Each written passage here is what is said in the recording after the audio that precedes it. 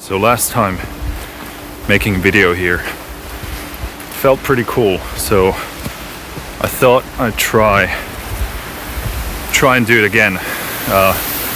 It's kind of calming to just walk around and you can let your thoughts flow in a very different way. I hope you can hear me because it's really windy, so I'm hoping the audio isn't too bad.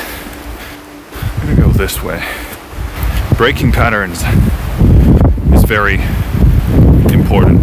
As someone who is high in neuroticism, you tend to lock in patterns because they make you feel like you're safe. They make life understandable. They make life consistent, and that's good to a degree. But if you lock too many things into place, life becomes dull.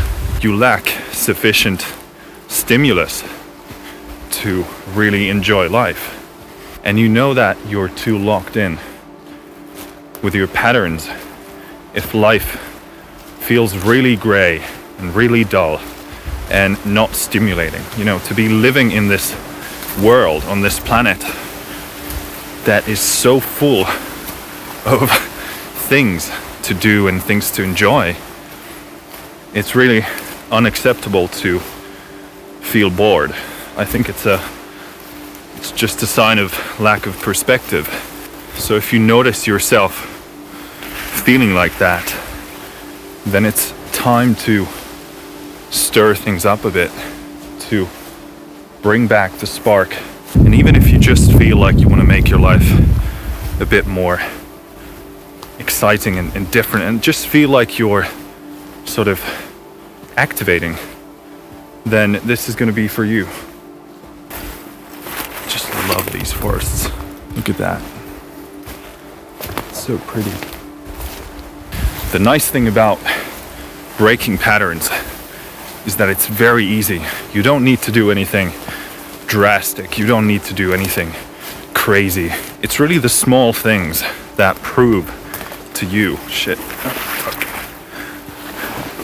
It's really the small things that prove to you that change can happen anywhere. What you're really looking for is to stimulate your nervous system in a different way. We humans become very adaptable to patterns, and quite quickly we adapt to the cycles that we are in. Now, from an evolutionary standpoint, that is of course beneficial. It's very useful. But in the context of modern life, it makes life a bit dull, because in order to survive, pay your bills and so forth, you need patterns so that you can upkeep your life, so that you can make sure it doesn't come crumbling down. But if you become too stuck in your ways, you're going to start blaming all kinds of things unnecessarily. You think that something is wrong in your life, when in truth you're really too stuck in your ways and you're not filling yourself with life. Look at this. There's a dense forest there, the path here, and the sea. So, how do you break patterns? Small things.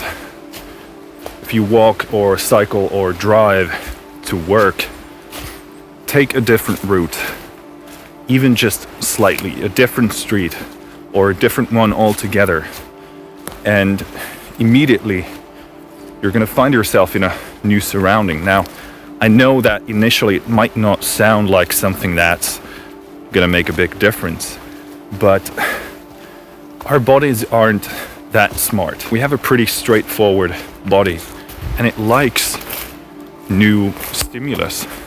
When you're walking in a new place, even if it's only a different perspective from where you usually go, your brain is going to recognize, holy shit, this is different from what I know.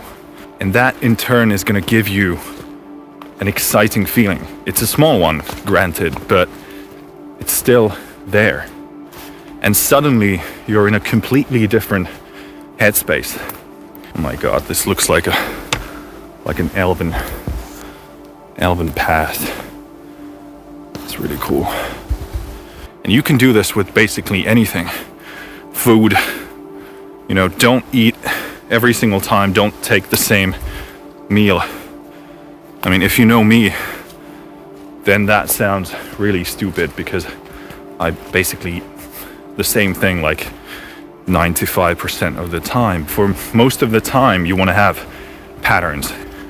But when you feel stuck in your ways, that's the time to do something new. And patterns aren't bad. It's simply when they become too familiar, when they become too predictable. That's really when you want to spice things up and change. I want to figure out if there's a way up from here, because this looks a lot more manageable. So the path we take every day, that's very important. Food is a good other one. Even your leisure time, you know, if you go out to have a couple of beers with friends, go to a place you've never been to, or have a different beer. If you work out, don't do the same workout. You know, it's very known in fitness that pattern overload is a very important thing to be paying attention to. So your body gets used to these patterns. You want to break up your routines so that your body doesn't always know what's coming. And very similarly, pattern overload can happen in any area of our lives. My shoe came undone. There we go. In terms of music, it happens all the time. You tend to play the same chords, you tend to play similar melodies, and of course you want to have your own tonal language and your own distinct style. But it's a very different thing to have your own distinct style and your own tonal language than it is to get stuck in your ways. So a few ways to break patterns when it comes to music. Play in a different key. It's very simple, but doing that puts you in a different frame of mind. You're going to end up playing different sort of chord progressions and melodies. Another way is to write music in a different place than where you usually write your music. So if you have more than one room, go to a different room. If you have different sort of lighting, change the lighting. If you don't have a different room, you can go to a friend's place, go to a venue, whatever it takes. Figure out a way to go somewhere else. Gonna need to dive in. Fuck.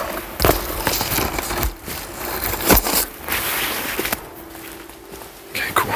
Another thing is to play with a different instrument. So if you're a guitarist, it's probably not that difficult to play on a friend's guitar, get a second-hand guitar. If you're a keyboard player, maybe you have a different keyboard that you don't usually write on. Try that. Maybe borrow a keyboard from a friend or go there and play. If you're a singer, try a different mode of singing. There are plenty of ways to switch perspectives. And we tend to think that the change needs to be somehow radical or profound, when in truth, the best changes come from minor details. You don't want to break too much, because then you're in the unknown territory. And unless you're good at dealing with unknown situations, you probably might freeze up. And if you have a digital audio workstation, which you should, if you're making music in any sort of way, playing, singing, whatever it is you do, you don't need to record or compose. If you make music, get a simple, good, cheap interface, and probably some sort of software is going to come with that, or you have options of very affordable choices. Get a digital audio workstation, because that is an extremely fast and efficient way to change perspectives. Because you throw in an effect, or you try in a different virtual instrument, and suddenly creativity is unleashed. So you really want to put yourself in a position where you know that there are no excuses. There's no reason why I can't break patterns. And especially as a composer, this is something that you need to pay attention to, because if you get too stuck in your ways, then your music becomes stale. And I think that's something that most composers are really worried about and try and avoid, because you don't really want to write the same album 10 times. So finding different instruments and different tools, that's going to help you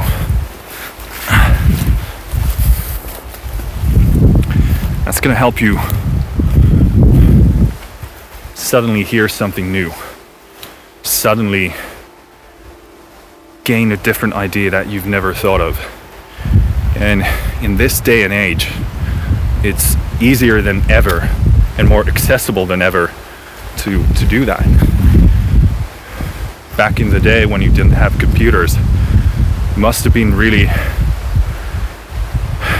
challenging and really imagination intensive to be writing for instruments that you didn't have access to. May that be an orchestra, or maybe you wanted to write for some different sort of ensemble. So breaking patterns is really accessible now. And in the world of music, you don't really have any excuse anymore. So many affordable and great options to choose from and gain access to.